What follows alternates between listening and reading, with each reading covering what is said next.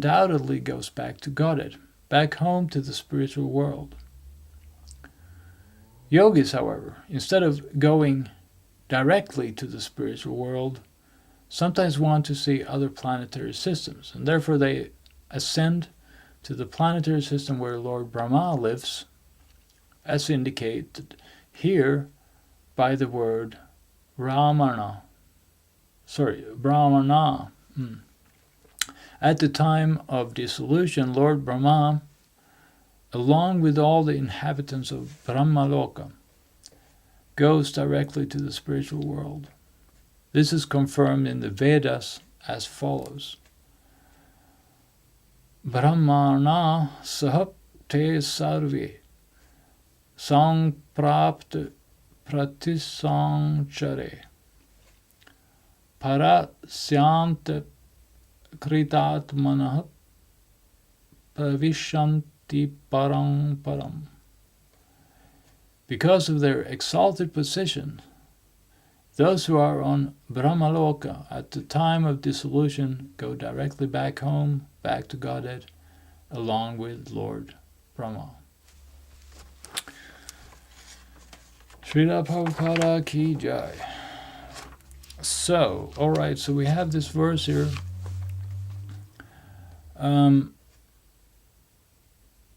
With a couple of points. And one of the points, of course, is that it is possible to return home back to Godhead.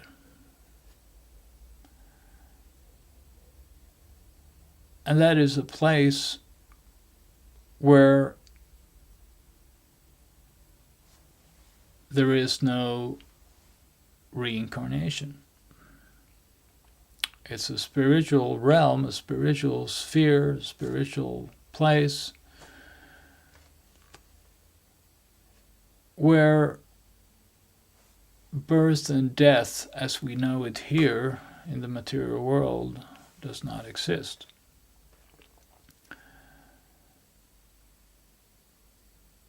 So the idea here is that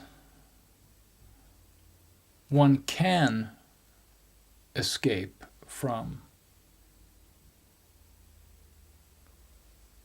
the cycle of reincarnation. It is not that reincarnation is inevitable. It is not that reincarnation always happens for everyone. No. According to Prabhupada's philosophy here, in the Srimad Bhagavatam, you can break out of that cycle, and you do it with devotional service. So this is the importance where Prabhupada, he talked about, what did he say now? He said, yes, Sangsriti refers to continuing on the path of birth and death. But then we have this Sanskrit thing that if you want to negate something or undo something, you put the prefix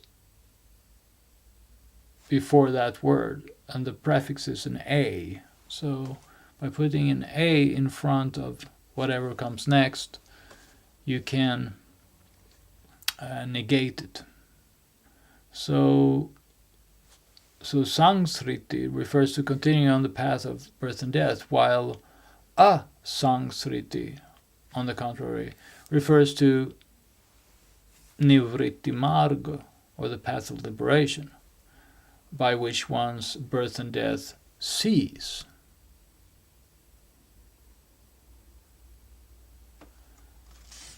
And it is this asangsriti, the cessation of the repetition of birth and death, that is, for many of us, very, very interesting.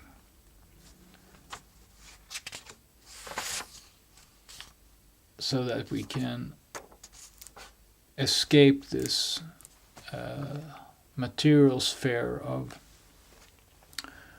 birth and death and all kinds of problems.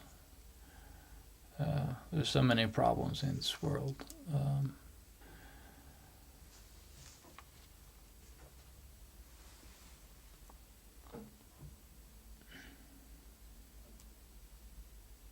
Yes, another point is also here that the Prabhupada makes is that you don't have to go, even though this verse is about going to Lord Brahma's place, from which later on you can go home to the spiritual world. You don't have to go to Lord Brahma's place if you don't want to. So you don't have to take that route of sightseeing in this universe first, and then going to Krishna's planet later on. You can go directly to Krishna's planet if you want to. So if you're not I'm not sure what he said here. Prabhupada said something about if you're some yogi or something, you want to go around the universe and look at planets and I mean, you can do it if you want, but I think Prabhupada's recommendation is that you should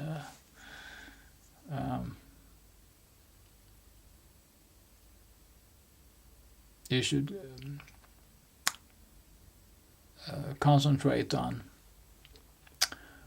devotional service and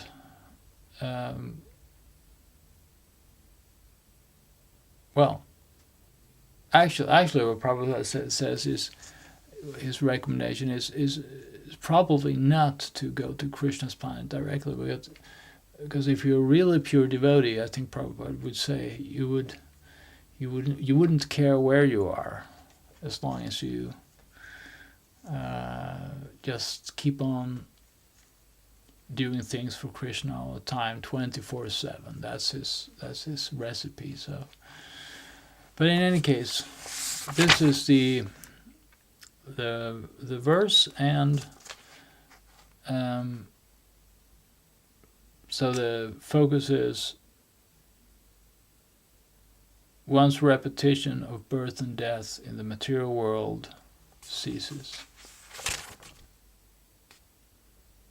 All right. Srila Prabhupada ki jai. Srimad Bhagavatam ki jai. Okay, until next time, I wish you all the best, and chant Hare Krishna and be happy. Namaste.